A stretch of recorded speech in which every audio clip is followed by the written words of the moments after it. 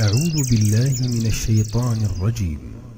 من يطع الرسول فقد أطاع الله ومن تولى فما أرسلناك عليهم حفيظا ويقولون طاعة فإذا برزوا من عندك بيت طائفة منهم غير الذي تقول والله يكتب ما يبيتون فأعرض عنهم وتوكل على الله وكفى بالله وكيلا. أفلا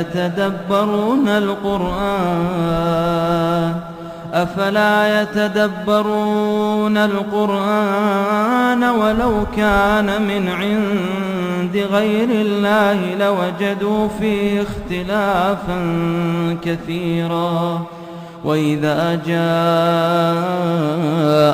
أمر من الأمن أو الخوف أذاعوا به ولو ردوه إلى الرسول وإلى أولي الأمر منهم لعلمه الذين يستنبطونه منهم ولولا فضل الله عليكم ورحمته لاتبعتم الشيطان إلا قليلا. فقاتل في سبيل الله لا تكلف إلا نفسك وحرض المؤمنين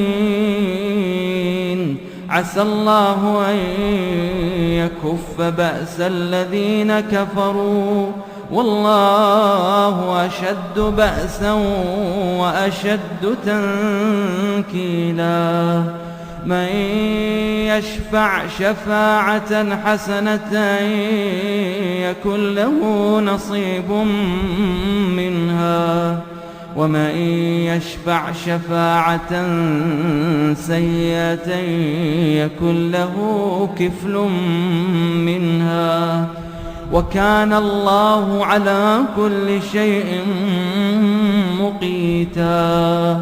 وإذا حييتم بتحية فحيوا بأحسن منها أو ردوها إن الله كان على كل شيء حسيبا. الله لا إله إلا هو ليجمعنكم إلى يوم القيامة. الله لا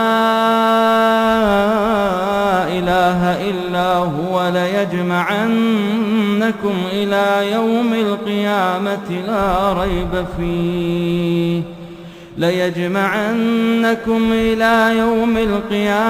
لا ريب فيه ومن أصدق من الله حديثا.